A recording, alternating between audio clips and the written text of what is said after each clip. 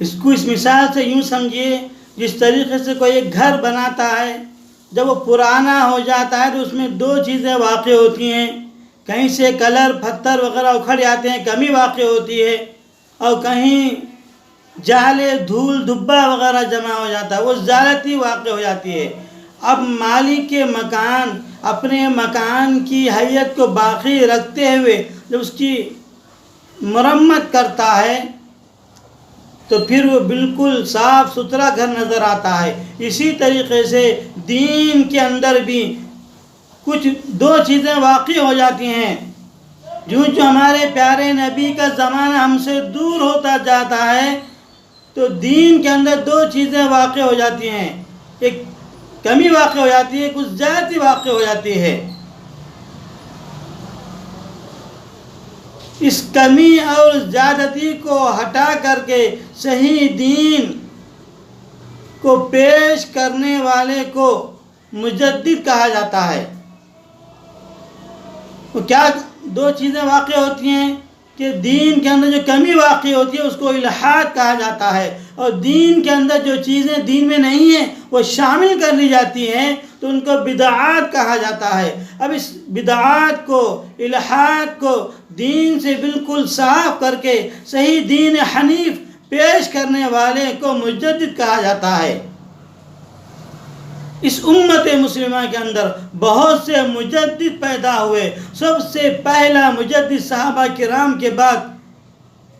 مجدد اعظم وہ امام اعظم ابو حنیفہ رضی اللہ تعالیٰ عنہ ہیں، اور بہت سے مجدد آئے۔ مجدد الفسانی رحمۃ اللہ علیہ بھی آئے۔ جب دین کے اندر الحاد آ جاتا اور دین میں بدعات آ جاتی، ان الحاد کو اور بدعات کو دین سے بالکل دور کر کے صحیح دین حنیف پیش کرنے کا نام، پیش کرنے والے کو مجدد کہا جاتا ہے۔ امام ابو حنیفہ کا نام اسی لیے ابو حنیفہ رکھا گیا ہے۔ آپ نے دین کے اندر جو الحاد آ گیا تھا، جو بدعات آ گئی تھی، بدعات کو چھانٹ کر الحاد کو دور کر کے صحیح دین حنیف جب آپ نے امت کے سامنے پیش کیا تو امت نے آپ کو ابو حنیفہ کا لقب دیا، یعنی دین حنیف پیش کرنے والا۔ اس دور کا مجدد کون ہے؟ اس دور میں مجدد وہی ہے جو شخص دین کے اندر جو الحاد آ گیا ہے، جو بدعات آ گیا ہے، بدعات کو چھانٹ کر الحاد کو دور کر کے صحیح دین حنیف پیش جو کرے گا اسی کو مجدد کہا جاتا ہے۔ اور اس دور میں یہ کام علماء دیوبند کر رہے ہیں۔ اس کی مثال جیسے دین کے اندر امامہ بننا ثابت تھا، کچھ لوگوں نے اس کا انکار کر دیا، دین میں الحاد آ گیا۔ تراویح کی 20 رکعت دین میں ثابت ہے، کچھ لوگوں نے انکار کر دیا، الحاد آ گیا۔ اور امت مسلمہ کا متفقہ فیصلہ ہے کہ انبیاء علیہ السلام معصوم ہیں۔ عصمت انبیاء کے مسئلے کے اندر کچھ لوگوں نے عصمت انبیاء کا انکار کیا، ملحد ہو گئے، اور کچھ لوگوں نے صحابہ کرام کی عدالت پہ انگلی اٹھائی اور ملحد ہو گئے،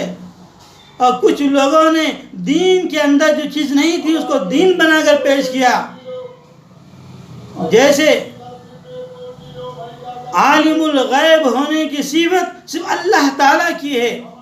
غیر اللہ کو عالم الغیب ماننا، غیر اللہ کو مختار کل ماننا، اور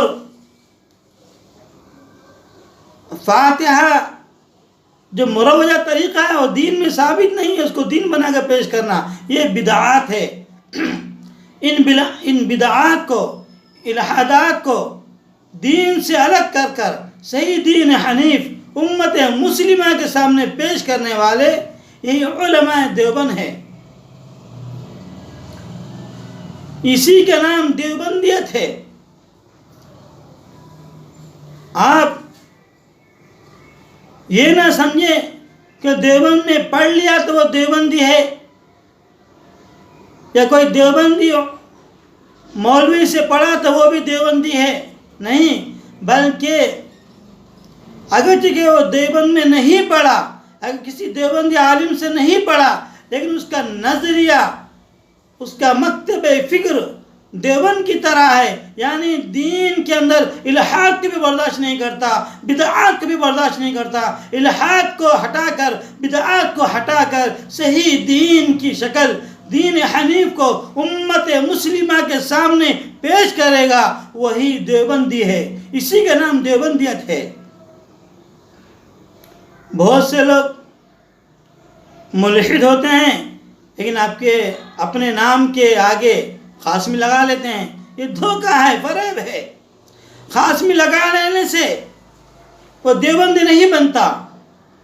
بلکہ مکتب فکر نظریہ بھی دیوبندیت کی طرح رکھنا ہے۔ علماء کرام، علماء دیوبند ساری دنیا کے اندر یہی کام کرتے ہیں، مشرق سے مغرب تک، شمال سے جنوب تک، جہاں کہیں بھی آپ جاؤ گے تو الحاد کی مخالفت کرنے والا، بدعات کی مخالفت کرنے والا آپ کو علماء دیوبند ہی نظر آئیں گے۔ یہ علماء دیوبند ہے، اس لیے امت مسلمہ سے گزارش ہے، اس پرفتن دور کے اندر بہت سے ملحد، بہت سے بدعتی آپ کے سامنے دین کو بالکل مزین کر کے پیش کرتے ہیں تاکہ آپ ان کے الحاد کو نہ پہچان سکے، آپ ان کے بدعات کو نہ جان سکے، آپ ان کے دھوکے میں نہ آئیں، بلکہ علماء دیوبند کا دامن کو تھام لے تو انشاءاللہ آپ کو علم ہنر کے وہ ہیرے جواہرات آپ کو ملیں گے جو بالکل